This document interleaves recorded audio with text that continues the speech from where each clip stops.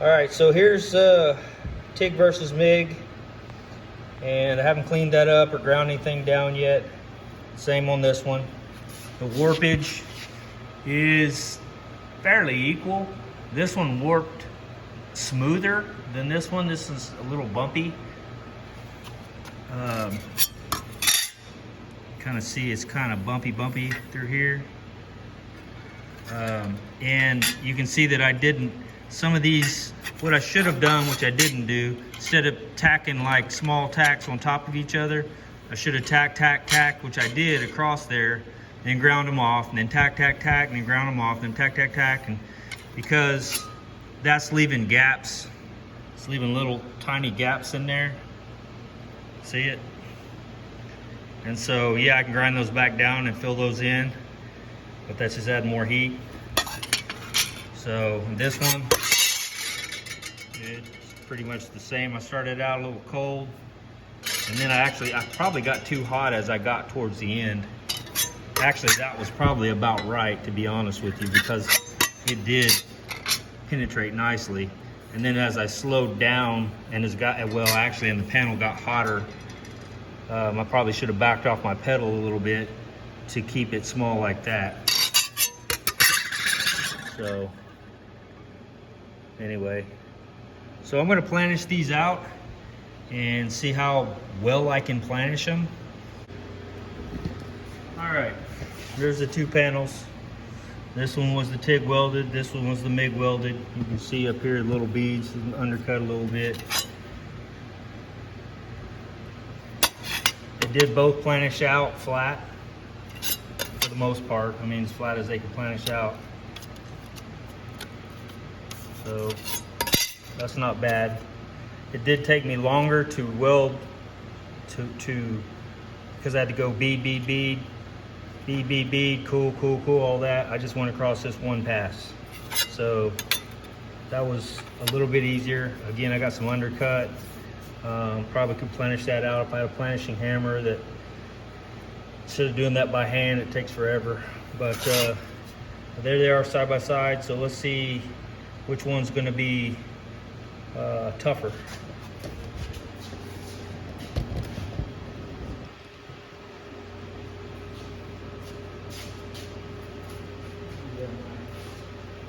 Protection.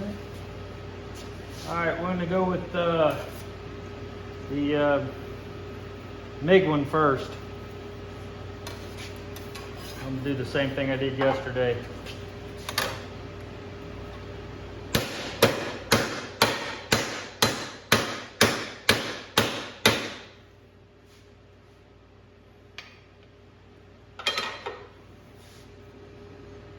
All right, that weld didn't break.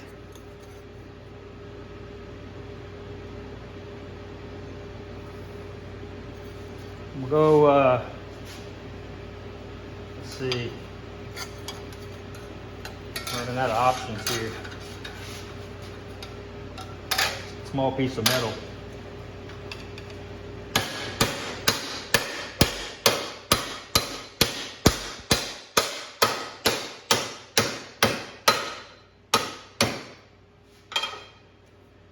All right, once again, weld did not break.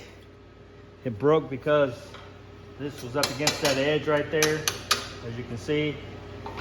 Now I'm going to try to go this direction.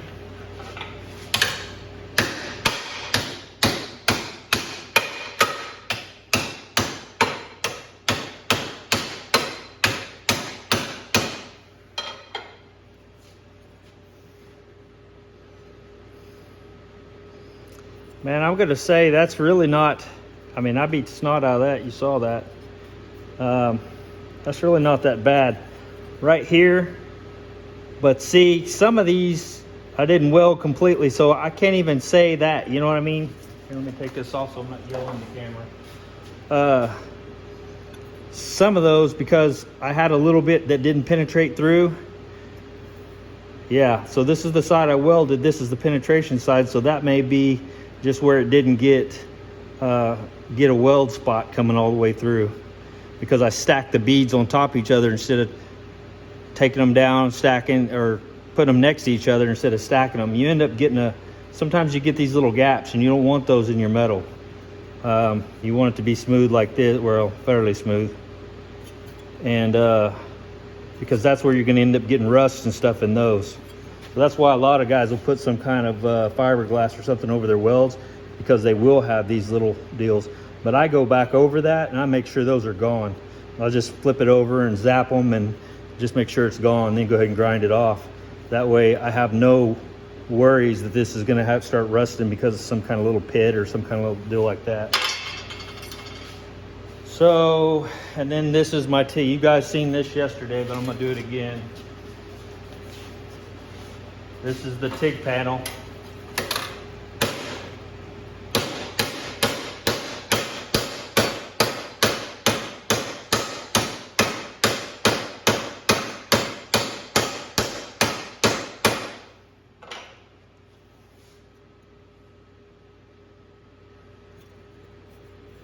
No cracks. That's not a crack, that's an undercut. No cracks.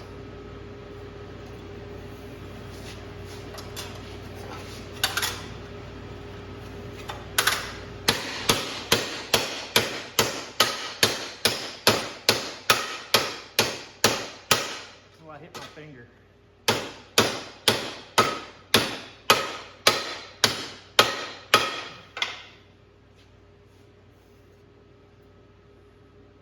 All right, that was where it was hitting the side again, so it didn't crack.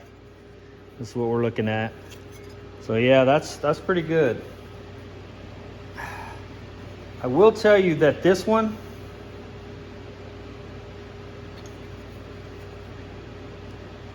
let me see. Yeah, this is my, yeah, that's hard as hell.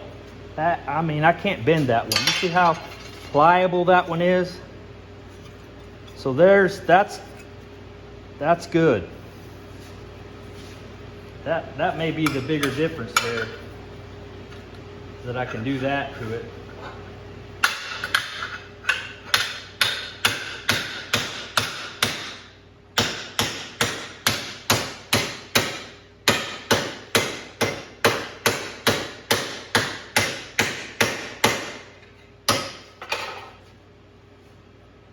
Yeah, no cracking. That's that undercut area. Just didn't get smoothed down, so that's good. Again, this one, man, that sucker is super rigid. So I'm wondering if this will crack when we bend it over. I'm gonna grab some gloves because that's gonna cut.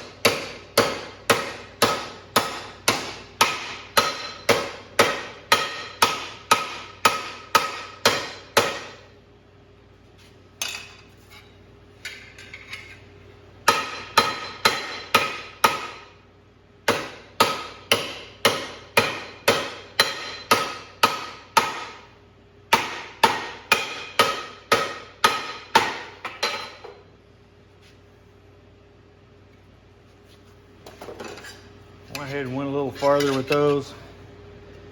Neither one of them cracked. Again, that's undercut. But yeah, take my word for it. Neither one of them cracked. And I flattened those all the way over to nothing, to where they were smashed flat. Hopefully that's showing all that. So, what did we learn?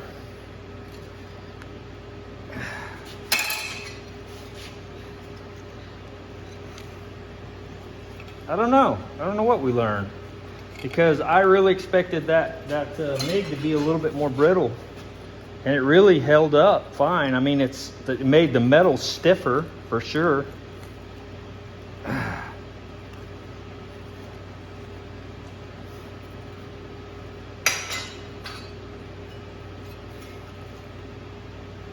And I can manipulate this one easier.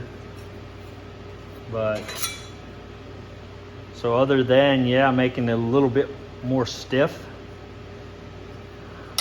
I don't know. So,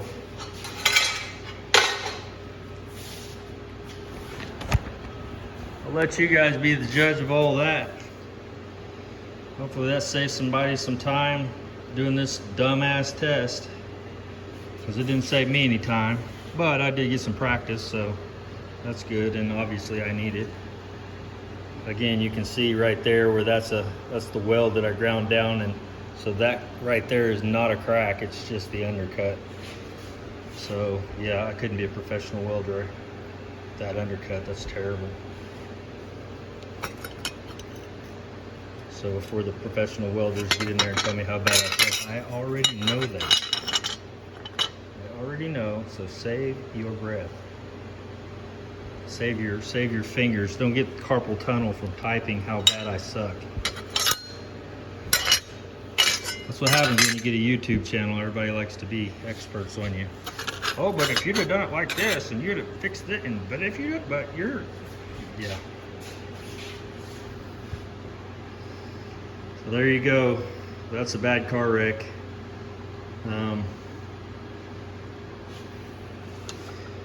All right. Like I said, I don't know. I mean, I still like MIG. It did take a little longer to go across the panel. And it does seem like it puts a little bit more heat and makes it a little bit more rigid. But is it going to make a big difference at the end of the day? Man, I don't think so. I mean, not unless you're doing like some kind of custom, and maybe that's the thing, when you're doing super custom panels that have to be put on a buck and, you know, made certain, you know, then yeah, the TIG is more pliable, but it's not huge for, or at least for me on these, and this is 20 gauge metal. So, I mean, this stuff is paper thin. So, what was the one we had yesterday? Anyway, you guys let me know what you thought, and talk to you later.